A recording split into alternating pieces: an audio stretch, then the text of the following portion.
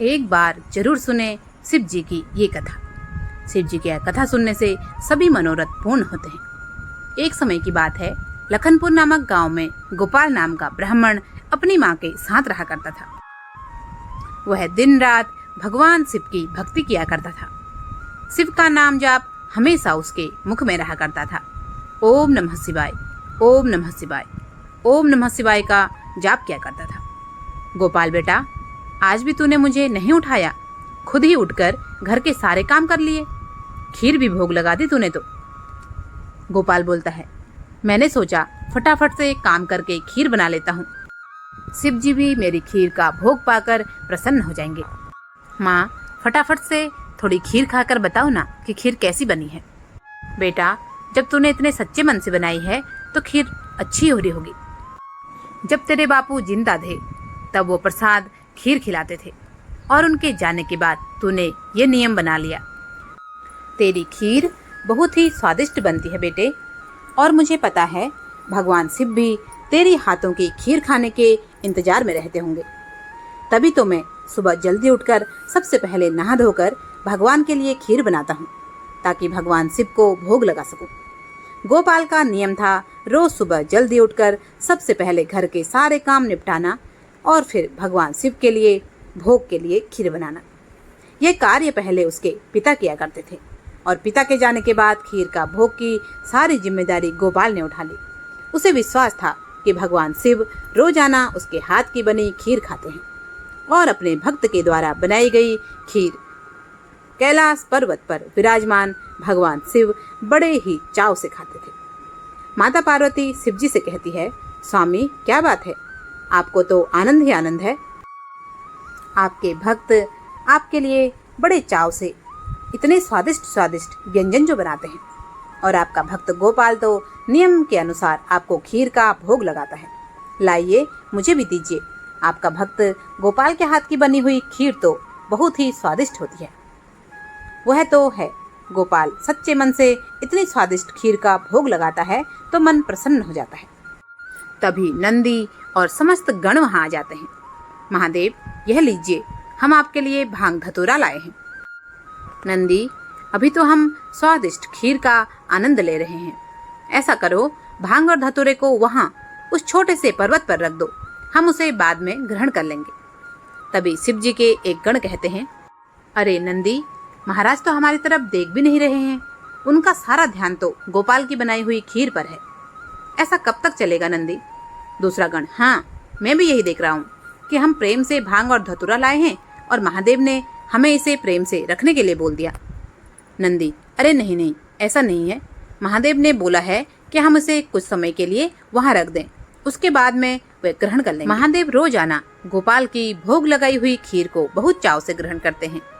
नंदी, मैं तो कई बार सोचता हूँ कि गोपाल की खीर में ऐसा क्या है कि भोलेनाथ सबसे पहले उसकी भोग लगाई हुई खीर को ही ग्रहण करते हैं, फिर और किसी तरफ उनका ध्यान ही नहीं जाता। भैरव, तभी तो हम भांग धतूरा लेकर आए और उन्होंने बिना देखे ही इसे रखने के लिए बोल दिया। हाँ, कहे तो तुम ठीक ही रहे हो भैरव, महादेव को भांग धतूरा इतना प्रिय है, पर अभी महादेव को खीर से ज्यादा इस समय कुछ भी प्रिय नहीं लग रहा। पर अब ऐसा क्या किया जाए नंदी कि महादेव का ध्यान अपने भक्त गोपाल से हटकर हमारी ओर आ जाए। एक रास्ता है। नंदी ने सभी गणों के कान में कुछ कहा। उसके पश्चात सभी गण पृथ्वी लोक पर आ गए और सब ने ब्राह्मण का रूप ले लिया और सब लोग गोपाल के पास पहुँचे। गोपाल शिव जी के भोग लगाने के लिए दुकान से सामान खरीद रहा था। ब्राह्मण वेश में नंदी ने गोपाल से कहा, गोपाल, तुम हमें नहीं जानते, पर हम तुम्हें बहुत अच्छे से जानते हैं। तुम भगवान शिव के भक्त हो और रोज भगवान शिव को खीर का भोग लगाते हो। हाँ ब्राह्मण देव, आप तो सब कुछ जानते हैं। हाँ गोपाल, हम सब कुछ जानते हैं, इसलिए तो हम तुम्हारे पास आए हैं। हमें पता है कि तुम महादेव के परम भक्त हो, पर तुम्हें पता है महादेव रोजाना खीर खाकर उब गए हैं। अब तुम कुछ दिनों के लिए खीर का भोग रोक दो। तुम एक काम क्यों नहीं करते, तुम सिर्फ सप्ताह में एक दिन भोग लगाया करो, जिससे महादेव को तुम्हारे खीर का स्वाद भी आए और महादेव तुम्हारी खीर का इंतजार भी करें, क्योंकि महादेव को इतने सारे भक्त पूजते हैं। महादेव भी तो इतने सारे भक्तों के लगाए भोग को ग्रहण करते हैं। उनका पेट बहुत भर जाता है। अगर तुम सप्ताह में उनको एक दिन का भोग लगाओगे तो उन्हें तुम्हारी खीर का इंतजार भी रहेगा, जिससे महादेव को और अधिक स्वाद भी आएगा और वह बहुत आनंदित होकर खीर खाएंगे। क्यों, हम ठीक कह रहे हैं ना? यह तो आप ठीक कह रहे हैं ब्राह्मण देव। ठीक है, अब मैं एक काम करता हूँ। अब मैं सिर्फ सप्ताह में एक दिन ही भगवान शिव को भोग लगाया करूँगा, ताकि वो और भी भक्तों का प्रसाद ग्रहण कर सकें और फिर उन्हें मेरी खीर का बेसब्री से इंतजार रहे। भोला भाला गोपाल शिवगणों की बातों में आ गया। शिवगण खुशी खुशी कैलाश पर्वत लौट गए। शिवजी रोजाना गोपाल के खीर का इंतजार करने लगे कि कब गोपाल भोग लगाए और कब वह उसकी बनी हुई खीर को ग्रहण करे। अब गोपाल ने तो खीर बनाई ही नहीं, तो शिवजी को फिर खीर कहाँ से मिलती? सप्ताह में एक बार गोपाल ने महादेव को खीर का भोग लगाया तो शिवजी ने खीर खाई। उसके बाद कुछ दिन और फिर खीर नहीं मिली तो भगवान शिव सोच में पड़ गए। फिर शिव ने अपने नेत्र बंद किए और उन्हें सारी सच्चाई का पता चल गया और भगवान शिव को क्रोध आ गया। शिव जी को क्रोध आया देख उनके समस्त गण शिव के आगे खड़े हो गए। भैरव, वीरभद्र, मणिभद्र, चंदिस, नंदी, श्रृंगी, भृगृटी, शैल, गोकर्ण, घंटाकर्ण, जय और विजय, तुम सभी जानते नहीं कि तुमने क्या किया है। क्या तुम सब जानते नहीं मेरे भक्त गोपाल के बनाई भोग की खीर मुझे कितनी प्रिय है और तुमने उस खीर का भोग रोजाना लगने से मना कर दिया। महादेव, हमें क्षमा कर दीजिए, हमसे भूल हो गई महादेव। जब हम आपको खीर खाता हुआ देखते थे तो हम यही सोचते थे कि आप हमारी ओर ध्यान ही नहीं दे रहे। अच्छा, तो यह कारण है? तुम लोग यह नहीं जानते कि मेरा प्रेम सभी भक्तों पर एक समान प्रिय है। मेरा प्रेम अपने सभी भक्तों पर एक समान है। मैं भला कैसे भूल सकता हूँ? तुम तो मेरे हृदय में वास करते हो। तुम सब तो मेरी शक्तियों द्वारा उत्पन्न हो। संसार में प्रत्येक भक्त मुझे एक समान प्रिय है। प्रत्येक भक्त के हृदय में मैं ही विद्यमान हूँ, इसलिए मेरा प्रेम कभी कम या ज्यादा नहीं हो सकता। माता पिता के लिए तो उनके सभी बच्चों में प्रेम एक समान ही है, फिर तुम यह कैसे भूल सकते हो? भगवान शिव की बात सुनकर उनके सभी गण समझ गए कि उन्होंने कितनी बड़ी भूल कर दी। सचमुच महादेव का प्रेम तो अपने सभी भक्तों के लिए एक समान रहता है। इसके बाद भगवान शिव के सभी गण एक बार फिर से गोपाल के घर गए।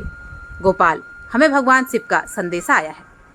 उनका कहना है कि तुम्हारी खीर इतनी स्वादिष्ट होती है कि वह सप्ताह में एक दिन का इंतजार नहीं कर सकते, इसलिए उन्हें तुम रोजाना ही खीर का भोग लगाया करो। आप सच कह रहे हैं ब्राह्मण देव, भगवान शिव को मेरे हाथों की बनी खीर इतनी पसंद है। ठीक है, मैं अब रोज उन्हें खीर का भोग लगाऊंगा। अब गोपाल फिर से रोजाना खीर बनाकर भगवान शिव को खीर का भोग लगाने लगा। अब तो भगवान शिव के साथ उनके समस्त गण गोपाल की बनी हुई खीर खाते और खूब आनंद लेते। देवी पार्वती और भगवान शिव दोनों अपने गणों को इस प्रकार खीर खाते देख मंद मंद मुस्कुराने लगे। भगवान शिव ने अपने परम भक्त गोपाल को सभी सुख सुविधाओं से पूर्ण रखा। उसके जीवन में कभी भी कोई कठिनाई नहीं आई। गोपाल का विवाह एक बहुत ही सुशील कन्या के साथ हुआ। उसके घर में 2 बच्चों का जन्म हुआ। अपने परिवार के साथ संपूर्ण जीवन खुशी खुशी व्यतीत करके गोपाल अंत में मोक्ष को प्राप्त हुआ। अगली हमारी कथा है अमर कथा। माँ पार्वती ने भगवान शिव से एक प्रश्न पूछा। इसके बाद भोलेनाथ ने एक कथा सुनाई और अमर हो गया कबूतर का एक जोड़ा। एक बार नारद मुनि भगवान शिव से कैलाश पर्वत पर मिलने पहुंचे। नारायण नारायण, भगवान शिव के दर्शन करने आया था, पर महादेव कहीं दिखाई नहीं दे रहे। माता बोली, अभी वह भ्रमण के लिए निकले हैं, कुछ देर में लौट आएंगे। देवर्षि नारद माँ पार्वती से वार्तालाप करने लगे। तभी उन्होंने माँ पार्वती से पूछा, माँ, क्या आप अमर कथा के बारे में जानती हैं? अमर कथा वह कौन सी कथा है? उसके बारे में तो मैं नहीं जानती। भगवान भोलेनाथ आएंगे तब उसके बारे में आप उनसे पूछना। अच्छा माते, अब मैं चलता हूँ। नारायण नारायण। पार्वती माता सोच में पड़ गई कि ऐसी कौन सी कथा है कि स्वामी ने मुझे नहीं कही। माता पार्वती भगवान शिव से इस बारे में चर्चा करती है। प्रभु, आपने मुझे कभी अमर कथा के बारे में क्यों नहीं बताया? मुझे आज और अभी अमर कथा सुनाइए। ठीक है देवी, मैं आपको आज ही अमर कथा सुनाऊंगा, परंतु उसके कुछ नियमों का पालन आपको करना पड़ेगा। अमर कथा के दौरान आपको एक क्षण के लिए भी सोना नहीं है और आप बीच बीच में हुंकार भरते रहना, ताकि मुझे आभास रहे कि आप कथा सुन रही हैं, क्योंकि मेरे नेत्र उस क्षण बंद रहेंगे। ठीक है स्वामी, मैं ऐसा ही करूंगी। भगवान शंकर ने माता पार्वती से एकांत और गुप्त स्थान में कथा सुनने को कहा, जिससे कि अमर कथा कोई अन्य जीव ना सुन पाए, क्योंकि जो कोई भी अमर कथा सुन लेता है वह अमर हो जाता है। इसके पश्चात शिव जी देवी पार्वती को अमर कथा सुनाने के लिए एक गुफा में ले गए। पुराणों में कहा जाता है कि शिव जी ने देवी पार्वती को अमरनाथ की गुफा में अपनी साधना की अमर कथा सुनाई थी, जिसे हम अमृत तो कहते हैं। प्रचलित कथा के अनुसार भगवान शिव और माता पार्वती ने अपनी यात्रा शुरू की और रास्ते में शिव जी ने सभी अवरोधों को हटाने के लिए अपनी विभिन्न शक्तियों का उपयोग किया। उन्होंने अपने नंदी बैल को पहलगाम में छोड़ा, चंद्रमा को चंदनवाड़ी में, सांपों को शेषनाग में और गले के हार को पंचतरणी में छोड़ दिया। गुफा में प्रवेश करने से पहले भगवान शिव ने अपने पांचवें तत्व पंच तत्व का भी त्याग कर दिया। इसके पश्चात माता पार्वती के साथ गुफा में प्रवेश किया और अमर कथा माता पार्वती को सुनाने लगे।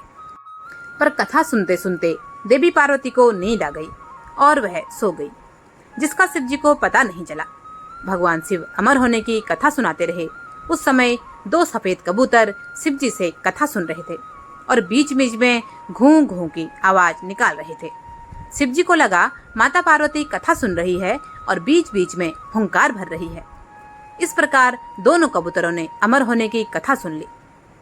कथा समाप्त होने पर शिव जी का ध्यान देवी पार्वती पर गया, जो कि सो रही थी। अरे, देवी पार्वती तो गहरी निद्रा में है, पर यह हुंकार कौन भर रहा है? अचानक महादेव की दृष्टि उन दोनों कबूतरों पर पड़ी जो अमर कथा सुन रहे थे। महादेव क्रोधित हो गए और उन्हें मारने के लिए आगे बढ़े। मेरे क्रोध से तुम दोनों को कोई नहीं बचा सकता। तुम्हें इस चीज का दंड अवश्य मिलेगा। हे प्रभु, हमें क्षमा कर दीजिए। अनजाने में ही भूल हुई है और हमने आपकी अमर होने की कथा सुनी है। यदि आप हमें मार देंगे तो आपकी अमर होने की कथा झूठी हो जाएगी प्रभु। इस पर भगवान शिव का क्रोध शांत हो गया। तभी माता पार्वती बोली, हे प्रभु, इन दोनों का कोई दोष नहीं। मैं सो गई थी, मैंने आपके आदेशों का पालन नहीं किया, इसलिए इन दोनों को क्षमा कर दीजिए। भगवान जानते थे कि अनजाने में ही सही, पर कबूतरों ने अमर कथा सुन लिया है, इसलिए वे दोनों अमर हो चुके हैं। इस पर महादेव ने कबूतरों को जीवित छोड़ दिया। भगवान शिव के आशीर्वाद से वह कबूतर का जोड़ा अजर अमर हो गया। कहते हैं आज भी उन दोनों कबूतरों का दर्शन इस गुफा में प्राप्त होता है। तब से यह गुफा अमर कथा की साक्षी हो गई। तब से यह गुफा अमर गुफा के नाम से, अमरनाथ के नाम से प्रसिद्ध हो गई।